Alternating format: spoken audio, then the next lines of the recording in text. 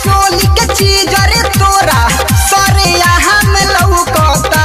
अच्छा भौजी के चोली के आम सरेआम लौकता। ए सार तो नहीं तो तू लंड पे आता करता रहो, जल्दी जा आ काट के खा लो।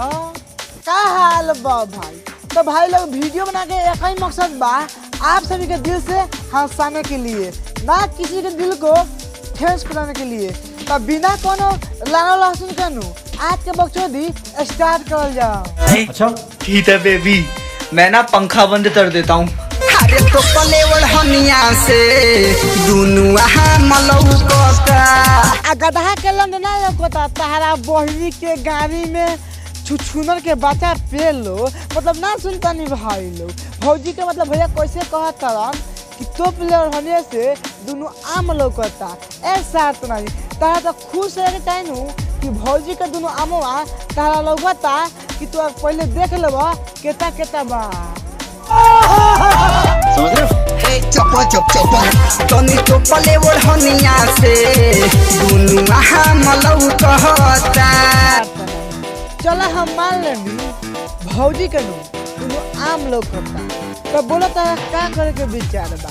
भौजी के पटक के तू फेल देबा का कि भौजी के दोनों आमवा छू के छोड़ देबो? तो मादरचोद उसको जाके बोलना, मुझे क्या बोल रहा है? न भरा घुमतिया मुखिया रहबा में सार तो नहीं कहा गान काला खजुआता हो, भौजी उखी लहर में घूमतिया तो ना हमरा के बतावा काला खजुआता। अगर बेसी खजुआता नु तो कहो पेल जानी आराम हो जाई। ऐसे कुछ ज्यादा नहीं हो गया, मतलब कुछ भी। गिर गई बिया या तो सब का नजर में हाँ, सबका नजर में गिर गई बिया। ए भैया भौजी का कइले बारिन हो, सबके खोल के देखा दे बारिन का, तरी खोल के कहा था भौजी का कइले बारिन हो गई छिना रमाला को मेरे उमर में। का कहला भैया? का हो गल कमे उम्र में एगुला न फिर से कह। हो गई छिना रमाला को मेरे उमर में। अरे तारा बहनी के गाड़ी में कवाच लगाओ वाह। का सरवा कहता हो गई लछिनार कमे रे उम्र में। ए सार तो नहीं तो लन पे आता का तो तू भौजी के पेल लो।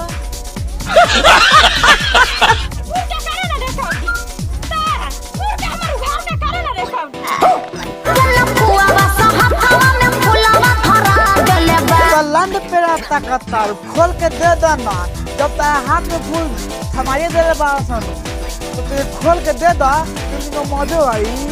सच में गया दादा ही रिया था।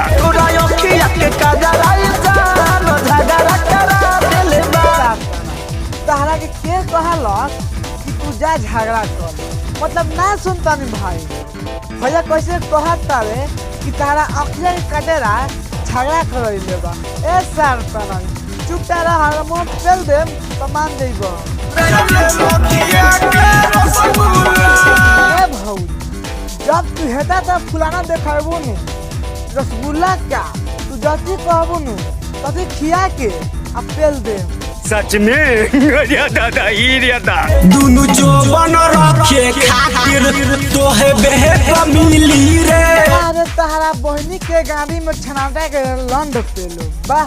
का भैया कहता कि दुनु जोबन रखे खातिर तहरा बैग मिलियो। ए सार तो नहीं दुनु जोबन नु बैग में ना रखल जाला, ओके नु चोली में या झूला में रखल जाला। सर सही से बोले के सीख लो, और मुंह में पेल देम नु तो आवी ना बोलबो। ये मादर अपना काम कर रहा। म्यूजिक रुको